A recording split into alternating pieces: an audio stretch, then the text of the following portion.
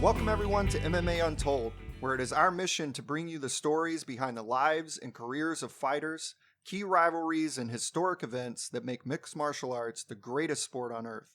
My name is Taylor Gabriels. Alongside me, Scrappy One himself, Zach Gratton, and to my left, the Godfather, Tim Thomas. Welcome, boys. Howdy. Hello. Well, it's commonly said that there are two sides to every story. And here at MMA Untold, we also believe there are two stories to every fighter. The story presented to the public, the one that makes the headlines that everyone pays attention to. And then there's the story behind that story, one that requires more attention, a little bit of digging, and a lot of extra thought. Our story today will cover the unexpected rise of a two-time champion, from once being known as the protege of an MMA legend to surpassing that legend and becoming one of the greatest fighters to ever compete at his weight class. It's a story that at times feels good, one of defying insurmountable odds, one of friendship and brotherhood, realizing a dream and then pushing past it. But as I said, there are two sides to every story and two stories to every fighter. This is the story of TJ Dillashaw. And depending on which side you stand with TJ determines the excitement of this episode. When I saw his name like on the docket, I'm like, you know what? I'm not excited. But then again, knowing that there's a story other than what we see in like today's headlines, like I was interested to see who he is as a person. So my excitement grew. The story is really a roller coaster. I mean, look, we're going to present you with kind of an all-American underdog story with the feel-good ending, and then kind of get to the dark realities of the truth. It's going to kind of a story that's going to end with some betrayal, some accusations, and a lot of craziness. So it's going to be a wild ride. Well, this part of our story begins on May 24th, 2014, Las Vegas, Nevada. Coming off a decision win over Mike Easton, TJ Dillashaw is awarded a title shot against a man who hasn't been beaten in 33 fights. As a 7-1 underdog, few in attendance believe TJ stands a chance. One man, however, Urijah Faber, TJ's friend, teammate, and mentor, knows that TJ has what it takes. Still, he's nervous as he looks on from the front row, his fingernails poised just in front of his lips. For Urijah, this fight means everything. For his gym, for the guys who helped get TJ to this point, and for himself, who just 3 months earlier lost in the first round to TJ's opponent, Renan Barão. A fight in which TJ cornered Urijah.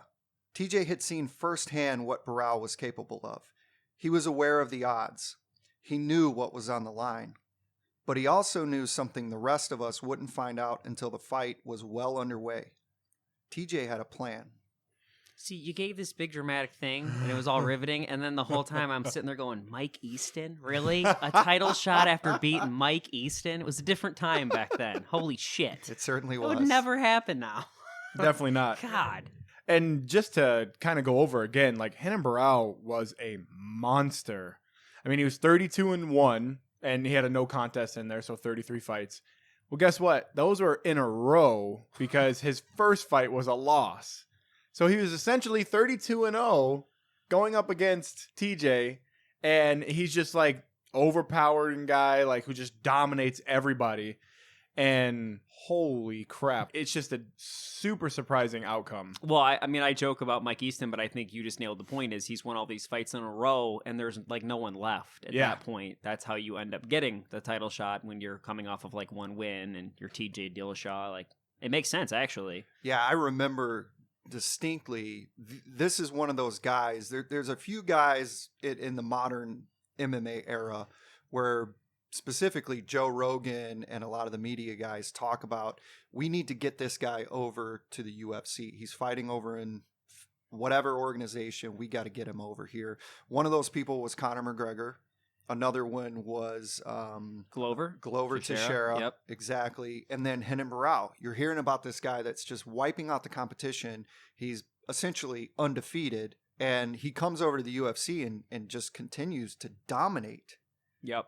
So, I mean, you're looking at this guy as this sort of GSP, Anderson Silva type figure that just cannot lose. No, I agree. And I think that when it was happening, I definitely wanted to think as he came over that maybe it was a lot of bullshit wins against a bunch of cans. But as he kept beating people in the UFC, it started to legitimize him. And obviously I never got on the full-on like GOAT hype train that started with him. That got a little out of hand. Also out of hand, his dance moves. Gorgeous. Hey. Absolutely fucking gorgeous. But, you know, by the time he racked up some of those wins, I mean, the hype was legit. For real. I mean, he was a stud. So for TJ to do that to him was insane. Yeah, TJ just dominates this fight, really. I don't think very many people saw this happening. He didn't just beat him. He didn't catch him on the chin. He The destruction. destroys him. Who... I was Every actually, aspect I was of the trying to fight. think before we recorded, like, honestly, what is the closest comparison of a dismantling like that where you're Of a like, champion? oh, Jesus. Just the level of like being 7-1 underdog or Yeah, 6-1 I mean- and just completely. I don't know. Mine fell flat. I thought of, like, Holly beating Ronda because, to be honest, Holly, it wasn't necessarily for real. It was more of a Ronda weakness thing. Sure. I was trying the John Jones Shogun where you're like, oh, Jesus. But then Shogun's so inconsistent. So I was like, is that really a good one? And this was game plan. This was, you just saw skill versus skill. You know, maybe they're on the same level, maybe they're not. But this was just strategy, game plan, and a just complete destruction of a guy who seemed indestructible. Is it Weidman? But they understand. I mean, we like. It could I don't be, know why, that's, because that why It wasn't a dismantling though, was it? the second fight before the fluky leg was. I mean, you're right though. The first I round, think, ironically enough, maybe Cody Cruz. Cody went Yeah, in you there. know what? But Yeah. that happened after this. Yeah, And this happened but that's after right. this. That's Yeah, the closest that is the comparison. closest. Like that. Sweet irony. Yeah, Yeah. it's that was we were shocked. Dominic Is this Cruz happening? Yeah. Right. being outclassed right now. It Yeah. was ridiculous. I think you nailed it. Well, incredible. TJ's performance was one that Joe Rogan would refer to as the single greatest performance he'd ever seen. TJ, this is one of the finest performances I've ever seen, and the best performance, I'll say right now. This is the most spectacular performance I've ever seen against a guy in Barao who is easily one of the best pound-for-pound fighters on the planet. Congratulations on just a masterful work tonight. And he's seen a lot of fights. That's, I mean, for Joe Rogan, coming from that, someone who his mind, he just takes in everything, and he remembers this fight, he remembers that fight that nobody remembers. But then you think about it, you're like, yo, that fight was crazy, and then yeah. but he just has that knowledge, and for him to give that, to TJ, that's saying something. Well, hey, your Joe Rogan fact of the day. Rogan's always said that he's probably seen more fights live than anyone on the planet, and he's probably right. Think about it. He's been there to call all of them. A lot of these guys like Dana, they don't go to all the fights. Rogan called all of them for that whole time. He probably has seen more fights live than anyone. Yeah, this crowning moment of achievement was heightened only by the fact that TJ had just a few years earlier been an Ultimate Fighter contestant and lost in the season's finale by way of knockout to John Dodson. So how did a tough contestant go from getting knocked out by a smaller, less experienced fighter to now knocking out a kingpin like Renan Barão? To answer that question, we need to go back to where TJ grew up. TJ grew up around family, and not just his immediate family. TJ is from Angels Camp, a city in Calaveras County, a famed part of California known for its prominence during the gold rush and the inspiration of Samuel Clemens, aka Mark Twain's first short story, The Celebrated Jumping Frog of Calaveras County. Celebrated jumping frog is actually what we call my daughter at night after she has some ice cream and she just starts hopping around and making noises, and it's instigating with my bulldog. That happens almost every night. That is amazing. It's just unbelievable. Doesn't matter what time that shit's happening. And also, if we're on the Mark Twain train here, 5th grade play. Do you remember Huckleberry Finn? I don't know. You guys were in vaguely a do. play. I Hell vaguely yeah! do. The What? Godfather's one acting appearance. I show Who were up. you? There's some bit character. I was definitely not a lead. And I'll tell you why I wasn't a lead, because I show up for the auditions with like Dan Marley's number on the side of my head, shaved into my head. because Oh, of Phoenix that's Suns. right. He And was a the- huge Suns fan. Oh yeah. And so so the teacher I show up and he's like, "What have you done?" So I get some side roll and I show up with the number 9 on the side of my head. Beautiful. That's fantastic. I didn't remember Yeah. that until now. Now it's all flooding back. Yep. Oh, that's brilliant. Well, according to the Sacramento Bee, Dillashaw's extended family owned several homes just off of Main Street known as the Dillashaw Conclave. And this became a playground and social hub for neighborhood kids and active adults. Okay, that's badass. The Yeah. Dillashaw Conclave. Sounds a little cultish, but it's I'm pretty fine badass. with that. Yeah. I think I've just waited my whole life for like the Thomas Conclave. Like that would be sweet. Yeah, and he's super active. The entire family is active, right? He's super competitive, and we see this with him growing up. He was wrestling at a very young age, played soccer, played football, and you see it today. It hasn't changed. He's competitive from a young age, and he's competitive now, and he just keeps it rolling. And his entire family makes him this way, I believe. Yeah, this community, this conclave, is on a 9-acre lot. God, that would be amazing. No. The town is really small. It's 4,000 people roughly Roughly, at yeah. this time, maybe even less. And to put that in perspective, we live in a town that's roughly 25,000 people, and our town's somewhat small. It's compact, very compact. Did So they just like take over the whole town? I mean, It's like the Bhagwan in Wild Wild Country. I don't know if They you guys ran it. have Well, watched his family, like, there's like Dillashaw Construction that his uncle Yeah. owns. There's like, it's everything. So like they kind of run it. So they grow up boating, hiking, fishing, hunting, all this stuff, and they invite the neighborhood kids over. I think Dillashaw's mom said in one interview that his dad would always come home, pull up after work, and just shrug his shoulders and say to his wife, like, is there ever going to be a day where I come home and there's not 20 kids in the house? Because, I mean, just Yeah. all the neighborhood kids would come Just over hang out, and yeah. hang out and run around and, open invitation to come in the house and do whatever they want. And I come from a small town in South Carolina, Greenwood, South Carolina. It's sort of the same way. I mean, your neighbors almost just have an open invitation to kids in the neighborhood. Come over, go inside, grab a soda from the fridge, whatever it is. Same way. Florida. My neighbor, we would walk in and out. It just Yeah, that's that like small it's like a town small mentality. family type of thing. I mean, the first thing my mom, like at the time, she was working at Tropicana, so the first thing my friends would go straight to the fridge, get a juice, a lemonade, or something. So My That's how it childhood was a lot more like The Purge, where you would just shut it down, lock every lock you can, and be like, get in the fucking house right now. So it's a little bit different than your guys. Fair enough. Yeah. So you cannot relate Yeah, to I this. cannot relate. Okay, fair enough. Well, we should also mention that the teachers and the students in this town, after TJ leaves and goes on to be a UFC fighter, are very supportive of TJ. I mean, still to this day, Yep. whenever he fights, everyone tunes in. Everyone's texting about it. There's flyers posted. It's almost like the town shuts down. Yeah, and it just really kinda is. like, it's like I remember the Titans feel where like closed on Friday nights because we want to watch this. Like that's kind of how it works there for TJ. And after he won against Barao, they were right away wanting to throw him a parade. yeah. Yep. Didn't they say at the prom that the almost like the flood of text just like took over the prom? Everyone stopped to check in because it happened during While obviously. prom was That's going- crazy. that's right. That's Yeah. nuts. Yeah. And prom's a big deal, especially for like seniors. And yeah, for them to for- stop. For them to Yeah. stop having like a great time. And that just honestly, it probably heightened their excitement of the night in general. The hometown guy wins. So Oh yeah. that's great. You know what? The DJ probably wasn't playing music. It was probably on the big screen watching the fight. Full on Dillashaw fight. Yeah. UFC themed prom. I would Exactly. have liked that. Makes sense. Well, Dillashaw would carry that competitive spirit, that energy, that activeness with him to Bret Hart High School and UC Fullerton College, where he would compete Whoa, in the whoa, school's whoa. wrestling programs. We're doing Bret the Hitman Hard? What? All right. No, stop, Blood from a Stone, Wrestling Iron Man match. It makes sense they named the school after him. stop. We are not talking about that Bret Hart. I don't know any other Bret Hart. That's Best not there who is. the school is named Oh, after, dear sir. God. All Okay, right, well. and it's not that type of wrestling. This was real Okay. wrestling. Whoa, whoa.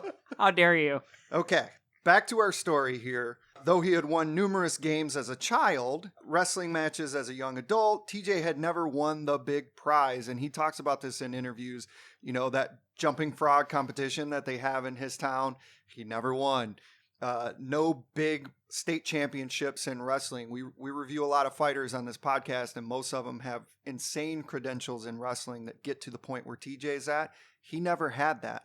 No blue ribbons, no championships, nothing until one fateful day when TJ would meet the man that would change everything, UFC Hall of Famer Urijah Faber. Okay, before you go off about Urijah Faber, because I know you're going to, I just want to say one thing about his competitive spirit, referring to TJ. I love how when he's talking about how he never won like the jumping frog competition, that he makes sure, like, even though he tells you he did everything possible, he like went out and caught his own or whatever, and then he's like, I may have never won, but I sure did sell a lot of hogs or whatever. Didn't he like go off about He has to qualify it. Yeah, Yes. and I'm like, he's always got that, like, just so you know, I did sell a ton of hogs. And I'm like, well, all right, fair enough. He just can never let it go. Yep. So anyways, Urijah Faber. Yeah, I was going to say thank you for that wonderful introduction of the UFC Hall of Famer, Urijah Faber. It was an honor to meet the guy. You know, it was awesome. I'm not going to go into that. Here we go. Here we go. Yeah, so the way they meet is it's kind of, you know, one Muñoz says it one way. Did I say that right? Mark Muñoz. Muñoz. I'll help you out here. Don't worry. God. And Urijah says it one way. TJ says it another way. What basically how they meet is, you know, he's been invited to a wrestling clinic, and Urijah, they bump into each other, and Uriah is like, hey man, why don't you come try mixed martial arts for a change, you know, and like get into it. And he took that invitation and he kind of like ran with it. And that's kind of where like all of this, you know, build up starts, and, you know, forming him in to be this fighter. Yeah, the introduction's a little bit murky, as Zach said. There's a few different accounts. They all kind of say the same thing, but Urijah Faber and Mark Muñoz were wrestling coaches at UC Davis, and then Muñoz goes and coaches, I think, at Fullerton, or TJ went to Davis just for a wrestling clinic. Well, he coached at Fullerton for 3 years while fighting in the UFC. Okay, and that's right. how they got that relationship going. So he meets TJ first. Muñoz meets TJ first. And Muñoz, I think, actually cornered Urijah for years. So they have a strong relationship. And Muñoz says, hey, you should meet Urijah Faber. I can introduce you to. The two of them meet, and then he gets the invitation to come join Team Alpha Male in Sacramento. And it's not long before TJ is with Team Alpha Male and secures a spot on The Ultimate Fighter. He gets a contract with the UFC, and TJ and his fellow fighters at Team Alpha Male form this really tight bond, and they're reaping the fruit of all their hard work together. The gym out of Sacramento is being talked about as one of the best in the business, and there's really no question. Business was good, but some felt there was something missing, in particular knockout power, elite level striking.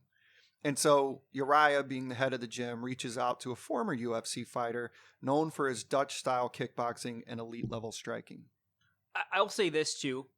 This is a debatable point, but at that point, to me, there really was something missing, because they were getting up there, they were getting those title shots, they just weren't delivering. And when Ludwig came in, at first, I remember watching a lot of these fights, I didn't even know he was there. I hadn't noticed. It was a noticeable difference right away with a lot of these people. So he absolutely affected it in his short time there. There was no doubt about it in my mind. You know, and this may be like incorrect to say, but Duane coming in, it felt kind of like, I don't want to say a broken gym, because they had that bond and like everything was good. But like you said, Tim, they would get to the point and fail. Joseph Benavidez failed. Urijah failed. Chad Mendes failed. Yeah. It's just like the coming off those three, and then, you know, reaching out to Duane to try and get that, like, you know, push. Like I said, I don't want to say that it was a broken gym, but as far as like getting to the top and failing, it was broken, and they needed a fix. Well, yeah, and let's be clear here. It was one of the best gyms out there. They were among the highest finish rates in the UFC, maybe the highest at the time. And Urijah wisely says, hey, I can, even though we're doing great, business is good, we're at the top. Yeah, we're not winning the championship, but we're all the best of the best. I recognize we need a little help here. We have a weakness here. So let's bring this guy in. And he brings in Ludwig, who has UFC experience as a fighter and who has coaching experience. And he comes in and he really changes things around. First with TJ beating Barao, and then TJ doesn't stop. He just keeps going.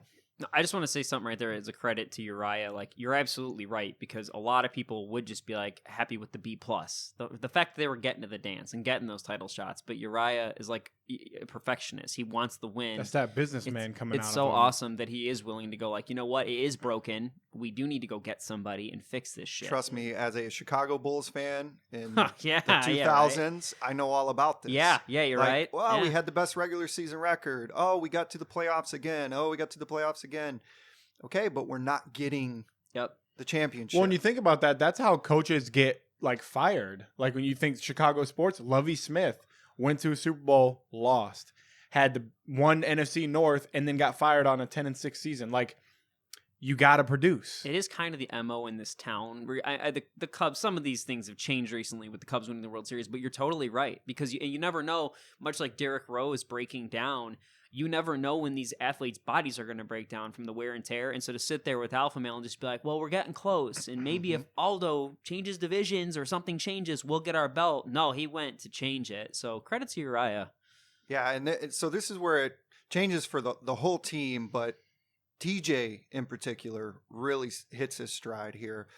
The game plan against Barao, as we already talked about, but it doesn't stop there. He keeps on winning. And Tim, you pointed this out earlier. His very next fight, it may not look important on paper. You're going to see the name Joe Soto, and it's not going to mean much to you, but there's something to that fight. Yeah, so he was supposed to have a rematch with Barao, and like literally the day of the weigh-ins, or I believe it was the day of the weigh-ins, Barao admitted himself to the hospital. It was a huge failure, and they were stuck without a main event on an already pretty shitty card, to be honest. And Dillashaw's like, I'll fight anybody. So they had him fight Joe Soto on 1 day's notice. He sort of repays the favor of maybe he shouldn't have got that title shot, and he actually does it, which is nice considering some of the things we've talked about recently with like T-City not returning the favor. Well, this is somebody going and doing it. And it's worth noting that he's playing ball here with the company. And he beats Joe Soto, who's a game opponent. A 1 day's notice, no game planning, does it. And then if he ends up having his rematch with Barao in Chicago, which we were at, and another fucking destruction. And it was, man, it was almost, in some ways, you can't say it was better than the first fight. But didn't he finish him quicker? Yeah, I think a round earlier. Yeah, a round earlier. So and it was one of those, like, I remember watching. That was my first UFC event, and going with you guys, and I remember going into it like, okay, he did beat Renan Barão before, but for some reason I just was like, Renan Barão is like, he can't lose. Like, I don't know why I went into thinking that. And then from the get-go, it was Dillashaw all the way. And then Herb Dean called it in the fourth round. The crowd went nuts. I mean, it was a crazy outcome and a crazy fight, and everybody was into it. I think whenever you have something happen like that, you're always thinking of like when Sarah beat GSP or something, that you're like, oh, well, this Kingpin's going to get his belt back. It's almost like, you know, when Anderson was going to fight Weidman again, you're just like waiting for the inevitable to happen. And it didn't here. Because you're like, oh, well, maybe Barao underestimated him. That made sense. You know, some guy 7-1 underdog. Barao was starting to be considered the pound-for-pound greatest. They were starting to talk about getting him some super fights. Well, no, that was not the case. It was a complete ass beating once again. So sort of reminiscent of, as we said, Weidman Anderson, but also BJ Penn and Frankie. Yeah. You know, Big you time. felt the same way going into that second fight. Like, oh, BJ will bounce back. But no. And TJ then gets a fight with the other Kingpin. Yes. The one that was injured. The one that was missing this whole time. Yep. Dominick Cruz, who is believed to be the greatest fighter at that weight class. So here comes Dominick Cruz. Surely he's going to put TJ in his place. Well, and there was a lot of debate heading into that, too, because the layoff for Cruz and everything like that, and it's an amazing fight. Yeah, if you haven't seen that fight, watch that fight. The footwork in that fight, oh my God. It's second to none, basically. I am a big walrus when I watch the fights. It's hard for me to pick up on some things, but when these like masters are in there and you see it broken down, I'm able to process it and be like, holy shit. Like when you see some of the feints he even used back in the Barao fight and stuff, it's incredible, and you realize it's this like it is truly a chess match, and it builds up over time, and eventually, like, he bites on a feint and this and that. And you just see what he's building to. So then when you see two masters like him and Cruz go at it, holy shit. Yeah, crazy fight, and the outcome would go Cruz's direction in a split decision, but a lot of people believe TJ may have won that fight.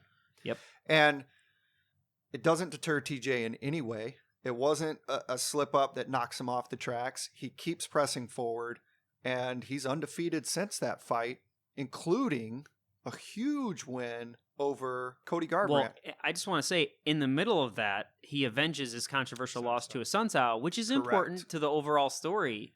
Just complete destruction to him. And not to mention, John Lineker was on a run to get a title shot, and he completely shut him down. Like, he didn't finish him and went to a decision, but it was unanimous, and it was TJ all the way. So he's given everybody every reason to believe that maybe he really did beat Cruz, and he really should be back in there with the champion, which ends up being Cody. And Cody is a former teammate, Team Alpha Male, and it is a blood feud. So, but that fight was incredible also, if you haven't seen it. But that fight's amazing. I mean, he shit. ends the fight with a knockout. TJ knocks out Cody and immediately after jumps up. So after being knocked on his ass in the first round, he comes back, gets his stuff back together, goes through the game plan in his corner with Duane, and realizes what he needs to do. And I don't want to keep bringing it up, but this is why I set my parlay this way, because I did one with Cody and one with TJ, because I felt if one of these guys connect, it's over. And sure enough, they both connected. TJ just happened to get on top of him and, finish the way he should. But what's funny about that is we've done an episode on Cody, and one of the big themes in that one is the damage he's taken in his career, and he just couldn't withstand. Even though he's the stronger fighter, he clearly hits harder than TJ. Yeah. He couldn't take the punch that TJ could because of that all the punch was damage so he's taken. dirty, though, and again, man. that's why this podcast exists, though, because Cody's growing up, and he's proud of his background on the streets, getting in all these fights, getting knocked out in real life. TJ had a pretty tame childhood. Oh, and he saved grew up that in a conclave. Chin. Yeah, right, Yeah. exactly. So he saved that chin, and then when it matters most, when we get to this Cody fight, he can take the one and give it back, and Cody can't take it. Yeah. It's kind of heartbreaking, like, for Cody. And just so you know, if you haven't seen the fight, TJ knocks out Cody and jumps up, flexes, and screams in Cody's face. Out of control. That picture, the picture, it's everywhere. It's to promote this fight. That picture is incredible. And I'm not on the side of that because, obviously I was rooting for Cody, but man, like that moment for TJ has to be such a, feel like a weight lifted off his shoulders. And it's him releasing that. Well, imagine waiting your whole life to accomplish a goal, getting it, and then think you get it stripped from you, robbed from you, and then have to work 2.5 years to get it back. Yeah.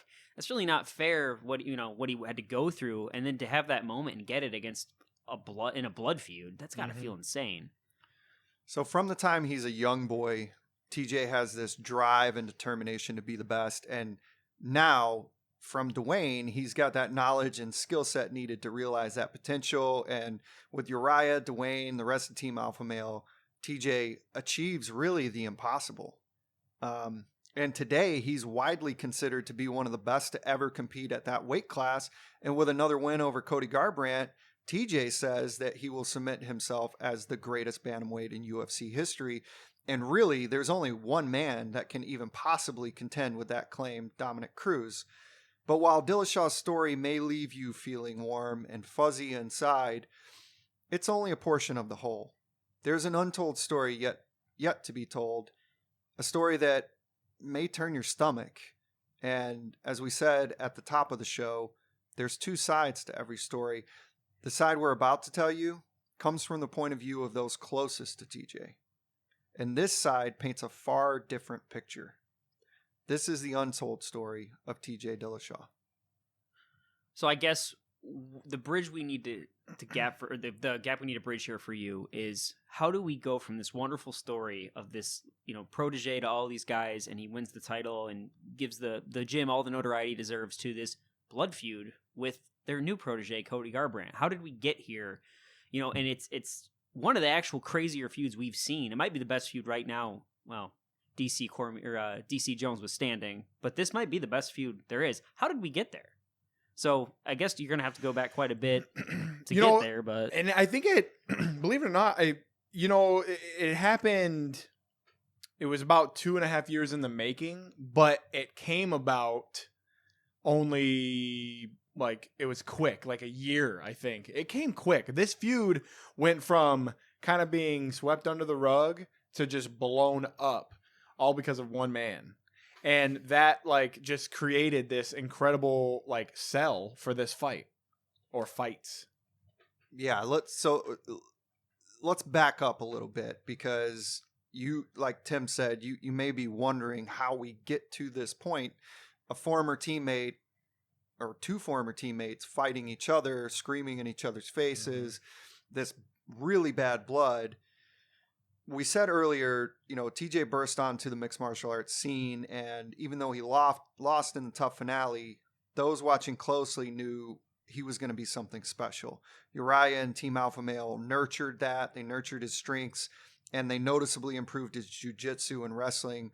But like many others at the gym, TJ's weaknesses, if one could be so bold as to call it that, was striking. And so here comes Duane Ludwig, and we've already kind of gone over Ludwig's influence, but we should tell you, TJ didn't have any intention of being a UFC fighter. He went to school, he wrestled, but he got a degree in kinesiology. He had no intentions of doing this. So we need to kind of sort of bring you up to speed on how we go from this active kid who wants to be a kinesiology major to the heights of the UFC and then this blood feud. And I think a lot of it, for him getting that degree was his college wrestling record wasn't great. I mean, it was so, like, and that might even be a stretch. He was 500 most of the time. His senior year, he did really well. I think he was 22-10, 7-0 in Pac-10 dual meets. But it's that thing where like he was good, but he wasn't good enough to make it like a career, kind of like how DC made the Olympic team, and you get your Yoel Romero winning everything. And would you say he's more of a Frank Mir going like 0-8 or 0-9 to start his career, whatever that Yeah, was in wrestling? really. Actually, I think Frank Mir is a bit more extreme because he went 0-9 and then went 44-0, where he started below 500, got above 500, and then was like, all right, he's 22-10, he's decent. Yes. Like, it's not, he wasn't, oh my God, look, we need to watch him wrestle. I think a lot of that comes from maybe the college that he went to, maybe, the Pac-10, that the whole West Coast wrestling is incredible. It's not the Midwest, but I mean, it's, the best of the best. So I think having that, under he didn't want to lose his competitive spirit. So he wanted to try something, but nothing was in his way to like give him that. So, and I think Duane was the perfect fit for him, because I think obviously there's a lot of stories about him in practice being a bit of an alpha male, to use the term, not to use it too much, but he really was. He thought he ran the show, and we'll get into all of that. But more importantly here, he had a clear weakness, and Duane is a strong personality and a strong leader. Say what you want to about him, he gets shit done, and he tells people exactly how he wants it done. He'll say it quite a few times and pretty fast, but he'll tell you to fucking do it. And I think for TJ to have a leader with the background that Duane has in his face all the time is exactly what he needed, with killer game plans. Because alpha male, that's what they're missing, right? It's just a bunch of, the perception at the time is a lot of just super athletes with no real game plan in there. Right. Just doing what they want to. And side note, I think that's what maybe holds them back from being like one of the greatest gyms, is that alpha male mentality. And that name kind of, I think it hinders that just a bit. But bringing in Duane and having the athletes to back up that, then you start creating, a name for yourself, and Duane helped that. Yep. Yeah, so despite his success with the team in Sacramento, Ludwig had other plans to return home to Colorado and open his own gym, Ludwig Martial Arts, where he would teach his patented Bang Muay Thai. But his departure from Team Alpha Male would prove to be a rocky one. And with his star pupil caught in the middle, TJ was forced to make a choice: stay with the family that had introduced him to the sport and nurtured him along the way, or go with the man that took him to places he had never been before. So for a minute, I want to talk about Duane here because he is a polarizing character, and I understand the people that say like they basically plucked him from obscurity. He had kind of gone away. He was a so-so UFC fighter. He's got like the quickest knockout and unofficial quickest knockout. Yeah, ever. I read up on that, and I think I contested you one time and said no, it's actually Todd Duffy, and it's not. Yeah. UFC and Dana White, especially, they say Duane Ludwig has the fastest knockout. They just wouldn't overturn it because there's no legal action. So yeah. So anyways, he was kind of, look, like they say jokingly, he was blocked by Dana White on Twitter. Duane Ludwig was in obscurity. He was kind of off on his own, and they brought him in, and in 15 short months, he became the name everybody was talking about in MMA. Kids Coach of the Year twice. It makes sense. But look, let me just say this. I understand why he had the plan he did. He wanted to, because they get so upset that he wants to go to Colorado and he wants to leave. He wanted to go be with his family. He's living week to week, check to check. He's got kids. I get it. I have a daughter. You have to plan long term, right? So he made the decision that was best for his family. He went, made a name for himself, was pretty smart about making sure his name was attached to everything. There's going to be a lot of controversy here as we go about like things like him making sure that he gets to wear his own shirt. Things like that. He wants his name out there, but that's his brand. Just like Team Alpha Male is a brand. So he's setting himself up for a future after Team Alpha Male. And I can't really fault him whether I like him or not as a person for doing that. So, and here's where I'll kind of say the different side, the other side of that. And for me, it wasn't in the contract. It was, you can do this. Like, we want you to create your brand. We want to put your name on this. Urijah made it seem like that he was like, we're going to put your name on all of this. You're going to be the hero in this. Urijah, he may have started that gym, but you need a head coach. Urijah was still active at this point. I think, with the whole shirt thing, it's one of those things. This is where it gets into Duane was looked at as a bully. And, there's been a few instances where he's tried to intimidate people and almost got kicked out of the UFC for doing it. I don't know how much of that is him being smart about branding himself or Urijah kind of giving him the platform to do so. And then to me, it was he took that platform and he was creating a future for himself. But the way it kind of happened behind like Urijah and Team Alpha Male's back, that's a problem for me. I just think he's I'm sorry I had to cut you off, but I just think he's like an opportunist, almost like Phil Jackson, how he picks his spots and goes to like the Lakers when they've got like Kobe and Shaq. I think Duane saw a team that was incredible and was like, I'm going to go there. And I'm exactly what they need, just like Phil was what the Lakers needed. Go in there, win some titles, and then I'm the man. And now, Phil Jackson to this day still made a ton of money with the Knicks. And then when he didn't have the talent, starts getting exposed that like maybe he's not the second coming. Duane went in, did it, and then was like, all right, I'm going home. And a lot of people do that professionally. A lot of people move for their job, and then as soon as they can transfer, they go back home. He's essentially transferring home. And I know that now we're going to get into how this plays into TJ, but I'm just saying, as far as what Duane did, look, personality aside, because, there's been some fucked up reports with him, whether it's some of the stuff with the women or some of the comments about African Americans, whatever happened with that. But either way, the decision to leave and eventually TJ to follow, I understand is all I'm saying. Let me interject this just for the listener. If you're a little bit confused on what actually happened, the reason that this was such a rocky split was the way that it went down, the way, and I'll say this, the theme of sort of this episode in general will be communication. There's really a miscommunication on both sides throughout this entire process. Ludwig says that he gave Urijah a heads up and said, hey, I'm going to go start my own thing. I'm going to move. I'm giving you a heads up.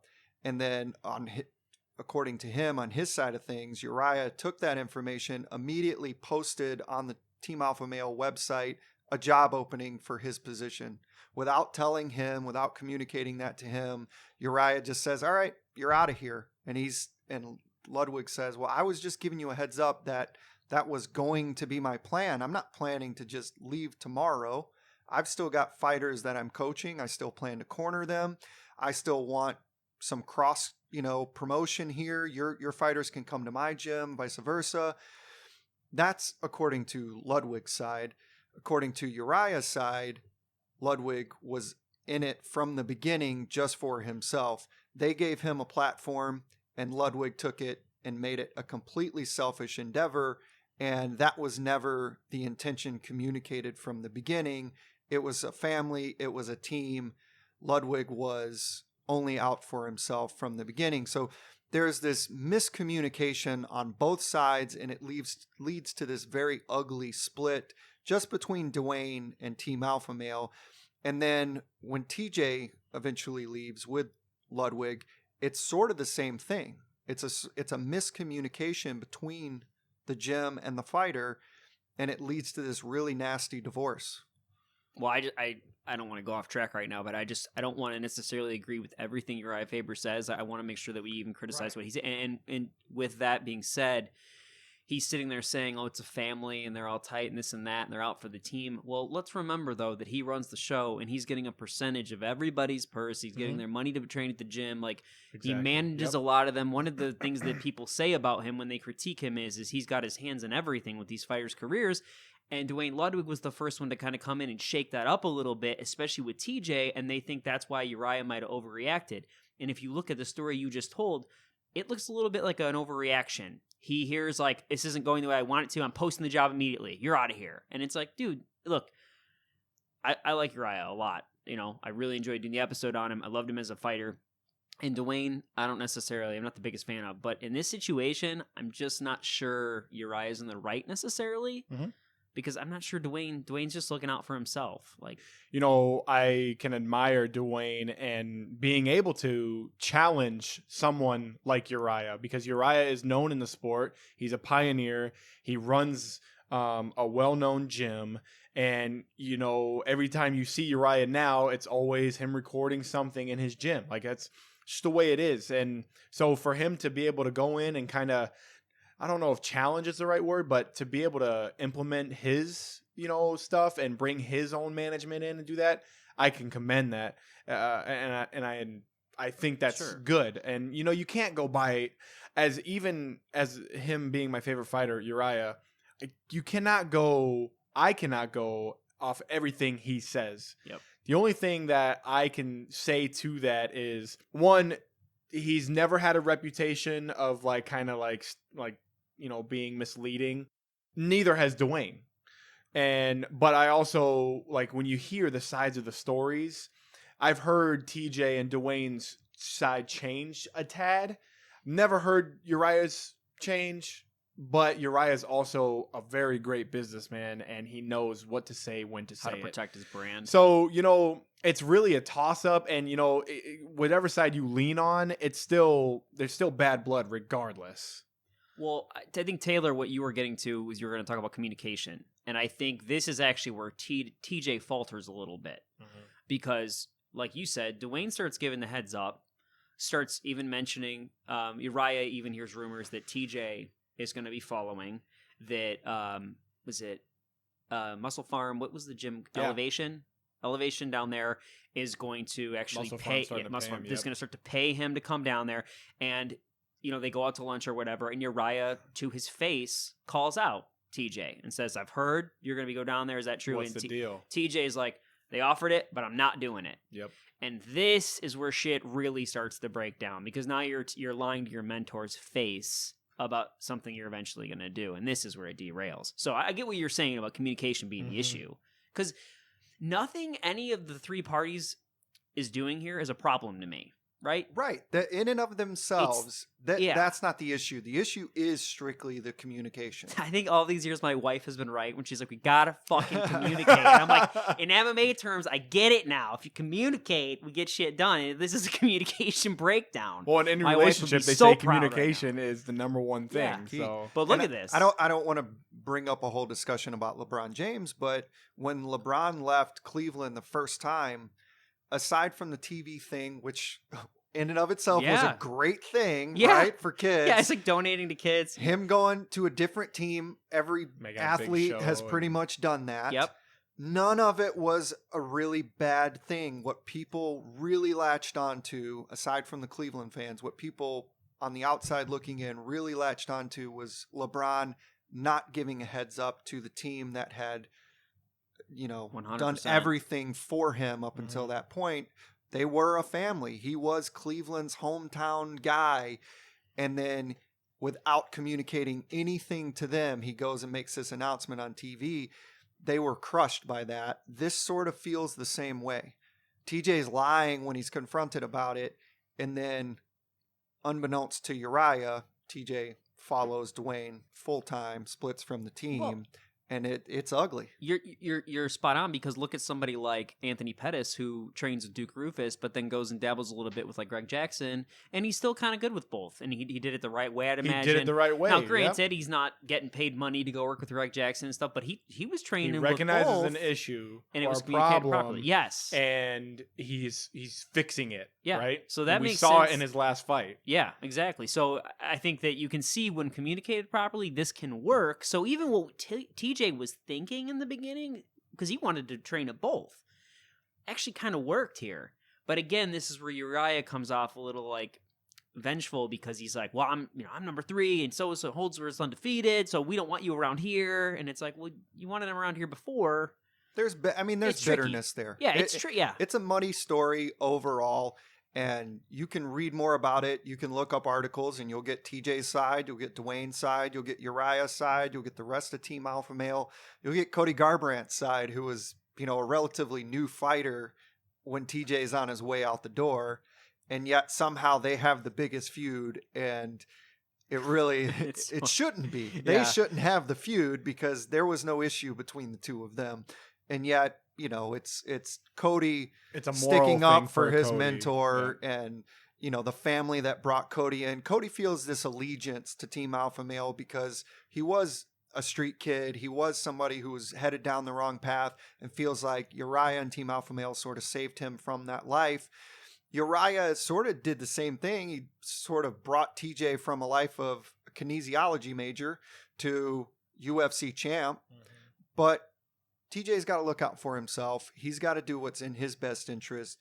Unfortunately, miscommunication along the way leads to this divide. So the golden child of Team Alpha Male and Urijah Faber's heir is now a prodigal son. And only in this story, the son never returns home, at least to this point. And I don't foresee TJ ever returning to Team No. Alpha Male or mending those fences. So TJ's his own man, and he no longer lives in the shadows of his mentor, of another fighter. He's surpassed him now. He is the alpha now.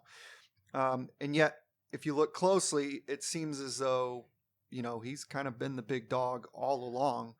If you ask the former teammates, that's not necessarily something to be proud of, because the way TJ's alpha male comes out is pretty ugly. Well, we can't go too far in this direction without going back 1 second. And just for the casual fans that may not know this story, we have to tell the Conor McGregor snake in the grass story, like the actual specifics, because Conor McGregor, Mystic Mac here, literally calls all of this essentially. Urijah Faber and McGregor are coaching a season of Tough. Urijah brings in TJ Dillashaw to coach one time. And This is while everything they think he's on the everything's like it's team and okay. everything's cool. And this episode just so happens to air eventually, 4 months later, 5 months later after it's recorded, right when this actually happens. So McGregor calls it like 4 months in advance, and it airs right when the story breaks. When TJ comes in, unbeknownst to fans why he said it, he's like snake in the grass. He's here, he's going to take your fighters, he's going to go with Duane. He basically calls everything, and it ends up becoming, Dillashaw's thing now, his logo is like a snake. He's like embraced the snake in the grass thing. But Conor, that far out, called it. And you said it was a conversation with he had a brief conversation with Faber. A very small conversation. And, you see Conor and, the act or whatever he puts on, the talking trash, whatever. Listen, he's still a human. He still has conversations. And he had a man-to-man conversation with Urijah. He's like, congratulations on everything you've done. Like, was super nice and everything. And, Yeah, just asked him one question. He was like, "Hey, so what's up with, Duane, like starting his own gym and like trying to steal your fighters?" And all Urijah said was something in the tune of like, "Oh no, that's just, hearsay. That's just, I don't think there's anything to that really." And Conor just flipped the switch and immediately was like, "Oh, it's TJ. TJ's the one that is going to leave Alpha Male and go and, train with Duane Ludwig." And that's where the snake in the grass comes in. And watching that, I remember our reaction to that. And it's like, what? And like when it aired, you're like, holy shit, he called that. That is, it's crazy how that all started and just kind of Conor just looms over all of MMA. You try to do an episode about TJ Dillashaw and somehow Conor McGregor totally authentically finds his way into it. The guy is just something. And it actually, Conor kind of, without that bit, the snake in the grass, does this feud blow up the way it does it's and a great be question. This great fight? I don't know. Does it? Because it was already happening before. It was technically happening before, but it wasn't a big deal. This comes out on top of the news of him they're leaving, and now it's just this big ass feud. And now Uriah's speaking out, which he never does. He's speaking out against Ludwig. Everybody's talking like back and forth with each other. Man, without Conor, does this fight have the same feel? I don't think it does. Conor is the ultimate instigator. Unbelievable. Man. Even when he's not in the feud. He hasn't fought in going on 2 years in MMA. And he's still relevant to this fight that's happening coming up. But I'm sorry, we were going to talk about him as a teammate. Let's talk about him as a teammate. So the snake in the grass thing happens. It comes to fruition. And then, like you said, Urijah starts speaking out, which he doesn't normally do. And then other members of Team Alpha Male come forward and start speaking out about TJ's etiquette in the gym in particular. And we know a lot of fighters have been accused of fighting dirty in sparring sessions. Overeem, who else? We got... a lot, I mean... You got Paul Harris. Yeah. There you go. I was going to say shootbox is stiff in general, but I think you nailed it with Overeem and Paul Harris, actually, or the two. I'm trying to think outside of who we're about to get to. And then TJ, he just there's all these accusations of him when the bell rings at the end of sparring. He's continuing to throw strikes when they're only supposed to be using their hands. He's throwing knees. Hector Lombard's the other one. Thank you. So he's hurting fighters after bells or when he's not supposed to be hurting fighters. And, some of that I'm sure happens in other gyms and it's never spoken of. Guys may get, the best of somebody and the other guy comes back the next day and wants to get the best of them. And we know TJ from a very young age is a very competitive person. So if one guy gets one over on him, he's going to want to get back at him. The problem is he's not doing it in the right way. He's not actually letting his skill outperform the other person. He's taking cheap shots and dirty shots. And one fighter in particular, Chris Holdsworth, finally comes out, because there had been rumors. He finally comes out and he was says, the main hush. It's bad. Yeah. So some of the ways you can look at this, some of the shit he does in practice is almost admirable when you look at if somebody gets the best of him one round, he goes home, he watches tape on him, he's the first one in the gym the next morning, stretching out, ready to kick their ass the next day. Again, that's almost the told story. It's admirable, it's awesome, but then when you dig deeper and you're like, yeah, but that competitiveness goes way too far. The cheap shots, like you talked about, that's fucked up. That really upsets me. So we watched some clips of him with the kickboxing. Kickboxer that came out just recently, and this is footage that's out there. We can link some of these in the show notes. There's footage out there. That's not including what hasn't been recorded. Yeah. And it's clear as day. I mean, it's just you hear the bell go off, and it's just he deliberately. It's not even. This isn't some arena where you're like, he probably couldn't hear the bell. No, this is a small, quiet gym, and there's a huge bell, and he deliberately punches the guy in the face, and it's like, man, you're kind of a fucking piece of shit. That's his livelihood. Yep. Holdsworth, again, a lot of people, because MMA, they say the fan base turns every 4 to 5 years right now. Holdsworth's run was over 4 years ago, and look, he was considered the next big thing for Team Alpha Male. Or the next big thing in general. Possibly, period. I mean, he won tough. TJ didn't. He was the undefeated prospect in the gym. He hadn't lost, and he was according to members of the gym, getting the best of Dillashaw in practices to the point where Ludwig was saying, like, hey, TJ's got a fight coming up. Can you take it easy on him, please? Yep. And one of the times Holdsworth got the better of him and choked him out, a few moments later, Holdsworth was like on all fours, and TJ took it as an opportunity to, when they're nothing's going on, they're not grappling at the time, to knee him. At least that's the way the story is told. Right. Knee him in the head, and this led to his first concussion, which became a recurring issue and has since ended his career. Yep. That is fucked up. Like, that to me, it might be the most disgusting thing he's done, period. In all of this. Yeah, the other stuff is miscommunication and a guy looking out for his best interest. So whatever Team Alpha Male claims, whatever you think as someone on either side of this, that's fine. This however, is sort of undeniable. Yep. This is Man. messed up. And the way it came out leads you to believe it's the truth, because Holdsworth waited Exactly. so Yep. long to tell it, and he basically got backed in a corner where everybody but him was telling it, and finally he's like, fuck it, TJ's lying, I'm going to tell you what really happened. Yeah. That's Because really unfortunate. he maintained a relationship with TJ, like him and TJ, and I think the only reason that was maintained was because he would get the best of TJ, and TJ's like, you know what, I got to keep this guy in my corner, type of thing. Yep. But dude, like, for a prospect to have his career ended at such a young age because somebody maybe is too competitive and was like, you know, this guy got the best of me and I'm gonna just kind of lash out. Fuck, The dude. real issue here for me is the rest of TJ's story, all of it, is he said, she said. It's all hearsay. You can believe it or not believe it. The problem with this part of his story is there's video evidence of this happening on a regular basis in the gym. That's the troubling part. This actually, there's evidence for this being a thing. Yep. There's PED accusations with Dillashaw. Quite a bit. From even Holdsworth, who was his from boy. Holdsworth, So, from a lot of people- Buckholz, yes, from a Cody. lot of people. There's a lot of people that say TJ was on the stuff, big time on the stuff. And let's be clear, not to cut you off, but for somebody to have a rise like he did, where he was a mediocre at every level, right? Never got that first place trophy, didn't win tough, lost fight. Well, now all of a sudden he's a god to the point where we're talking about he could be in the running for best of all time if he wins his next couple fights. Where does that shit come from? We're putting it all on Duane Ludwig, and there's a very good case to be made that it is Duane.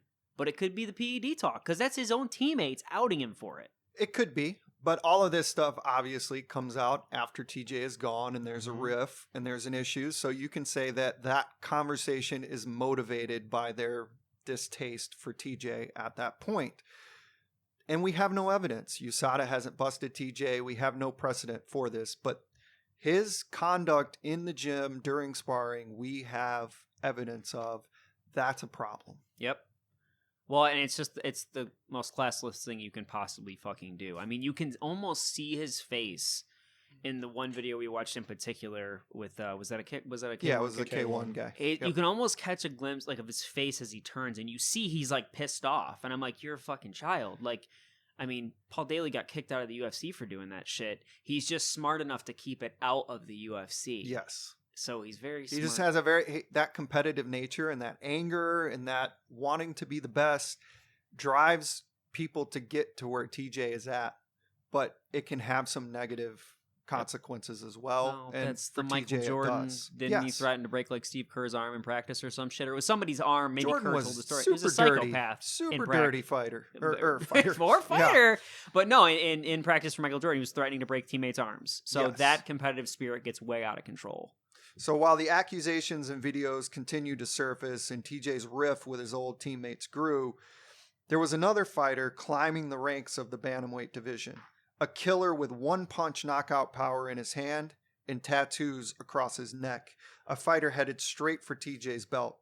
Oh, and did we mention this is Urijah Faber's newest protege, the one taking TJ's spot?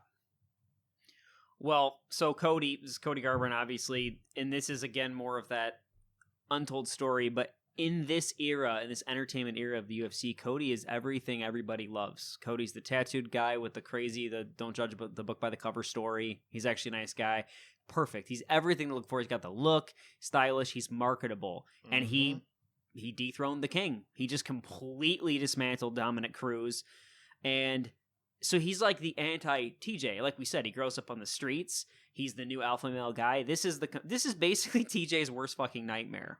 Because TJ, that's the thing. He was a great champion. He didn't sell for shit. No one wanted to see him fight. Right. And the UFC gets Cody Garbrandt in their lap, and they're like, "Oh, this is fucking fantastic. He's the new alpha male guy with the look and everything." And we can make a case that they maybe did a little bit to protect that too, because they made TJ work really fucking hard to get that second title shot. You know what I mean? Wait, a little bit too hard. Were they protecting Cody? I don't know. But in the past, they've done shit like that. Just an example for some of the fans before, they always said that Chuck Liddell was just basically protecting Tito Ortiz before the feud started. He was basically in place to take out the real contenders, while Tito was just fighting like bullshit, random leftovers. And I just wonder, with how hard they made him work, if they were worried he might be the one to actually beat Cody.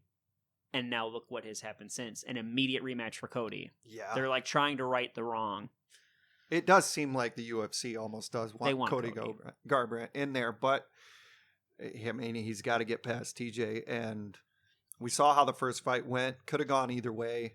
But what's interesting here for you, the listener, to understand is, and we alluded to it earlier, TJ and Cody, that's the beef. That's where the issue is. That's where the riff is. That's where the feud is. But it's not Cody Garbrandt's feud. TJ's feud is with Urijah Faber. The problem is Uriah's retired in the Hall of Fame. So this is, Mr.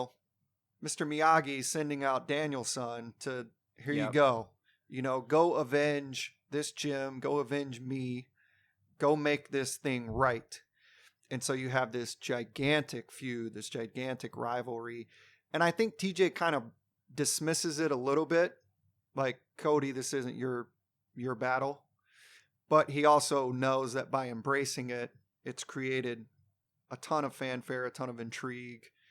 And It's fucking badass. It's a straight huge, out of a yeah. movie. The old mentor who's kind of a shell of himself, he could still fight TJ. I would love to see it, but we know what would happen. Uriah is a shell of himself.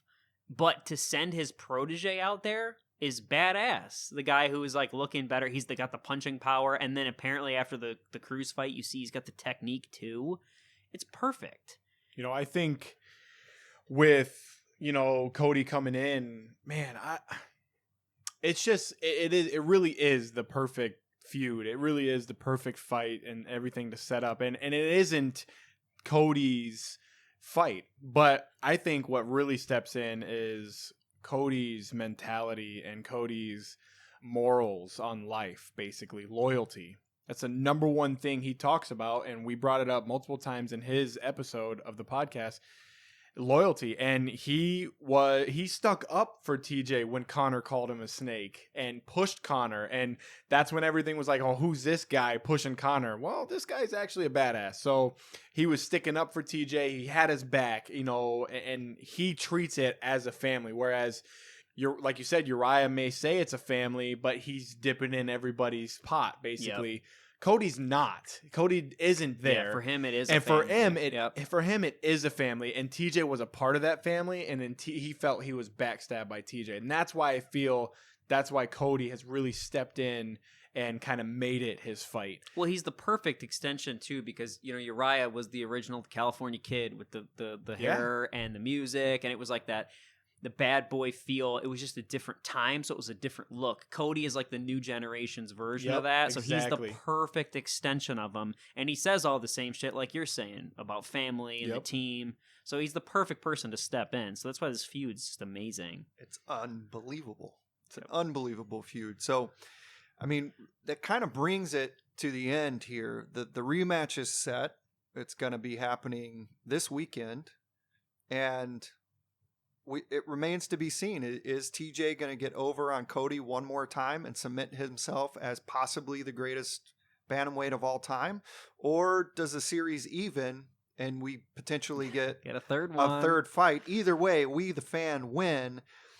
But when you're looking at TJ's story, you have this awesome feel-good story.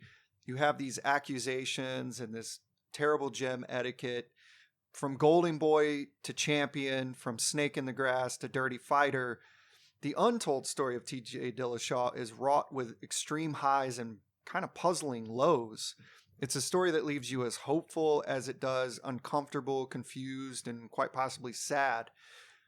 So, who should you believe? Whose side of the story are you on? Or do you have to pick a side? We've laid out all the claims. We've told you straight from the mouths of those involved. Now it's time for us to dissect what we know. And the goal here isn't to take anyone's side for us or to claim we have definitive evidence on anything, on who's right or who's wrong. But we would be remiss if we didn't tackle this story from every angle and chew the fat for all it's worth. So let's begin with the crux of the story. TJ leaving, Duane leaving, the whole issue with Team Alpha Male. How do you feel as a fan? How do you feel as someone who covers the sport? How do you feel if you're the UFC?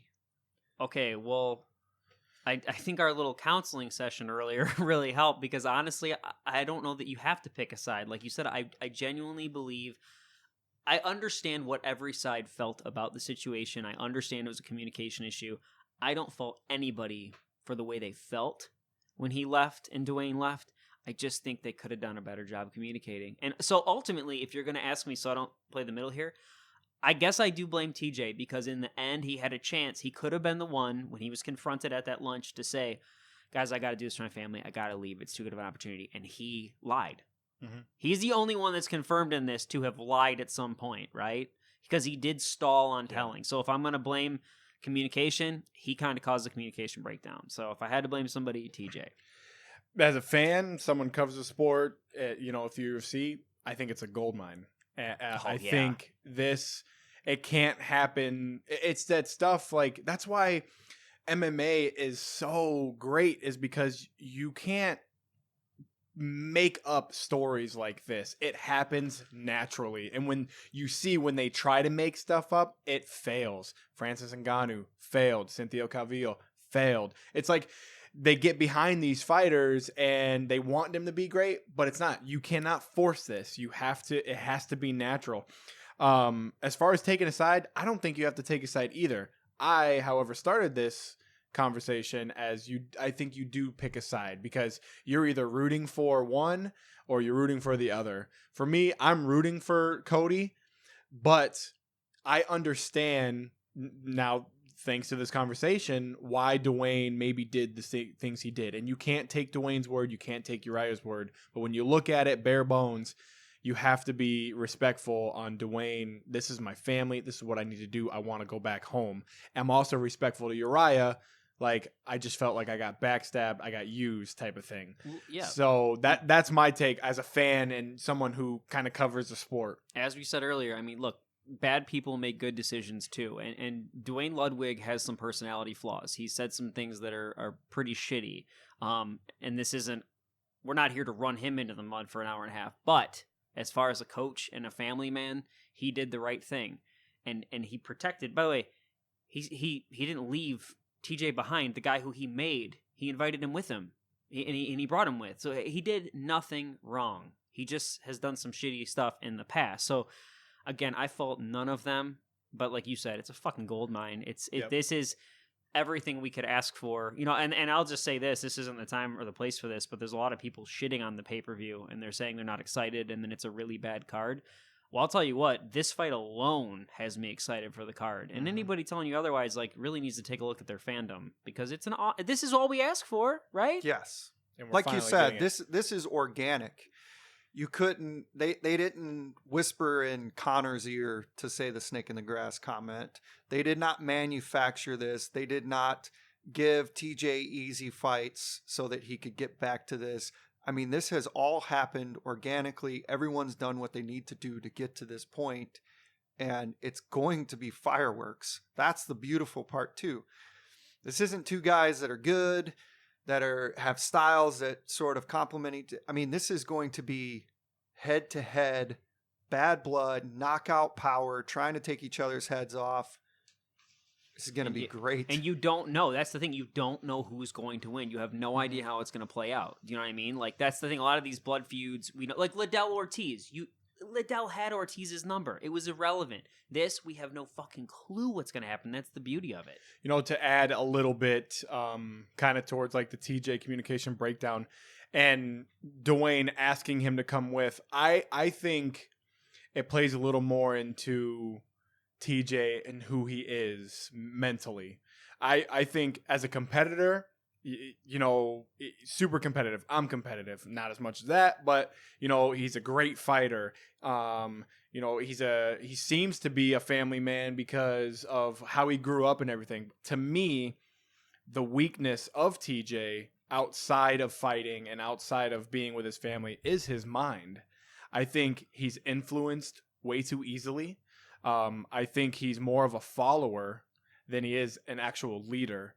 And that's a bold claim to make. And I know we don't make claims like that, but just the mental aspect of it, maybe